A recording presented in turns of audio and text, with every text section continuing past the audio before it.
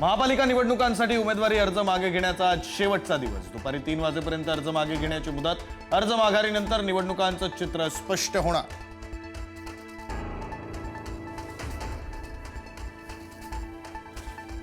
महापालिका निवडणुकीमध्ये भाजपमध्ये सर्वाधिक बंडखोरांना शमवण्याची जबाबदारी स्थानिक नेत्यांवर। मुख्यमंत्री ही बंडखोरांशी साधणार संवाद। किती बंडखोर माघार घेणार, दुपारपर्यंत चित्र स्पष्ट होणार।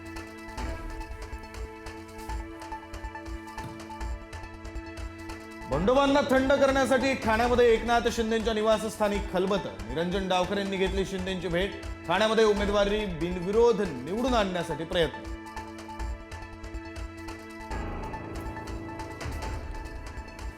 ठाकरे बंधूंच्या सर्व उमेदवारांना आज शिवसेना भवनामध्ये बोलावलं। दोनही पक्षाचे उमेदवार पहिल्यांदाच एकत्र येणार।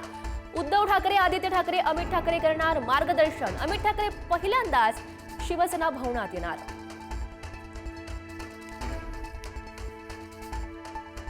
ठाकरे बंधूंची वचननाम्यावर 3 तास खलबत। 4 जानेवारीला सभा घेऊन जाहीर करणार वचननामा। ठाकरे बंधू मुंबईकरांना कोणती वचनं देणार याकडे लक्ष।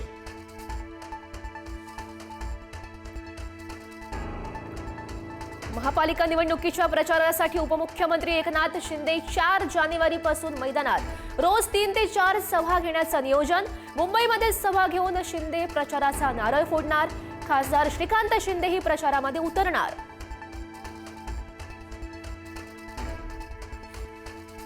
भाजपमध्ये तिकीट वाटपावरून तीव्र असंतोष। वसईमध्ये प्रदेशाध्यक्ष रवींद्र चव्हाणांना घेराव। निष्ठावंतांना डावलून चाळ माफिया आणि पक्षात नव्यानं आलेल्यांना तिकीट विकल्याचा गंभीर आरोप।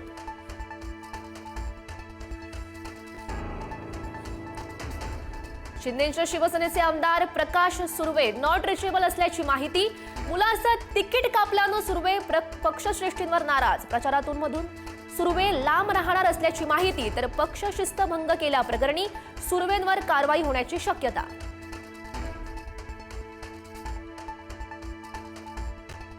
अहिल्यानगरमधील मनसेचे 2 उमेदवार गायब। 24 तासांपासून दोन्ही उमेदवार नॉट रिचेबल।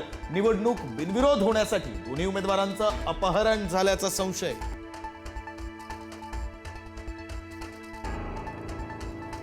पुण्याचे पालकमंत्री म्हणतात गुन्हेगारी संपली पाहिजे, पण त्यांनी पुण्यात सगळीकडे कसे उमेदवार दिले ते बघा।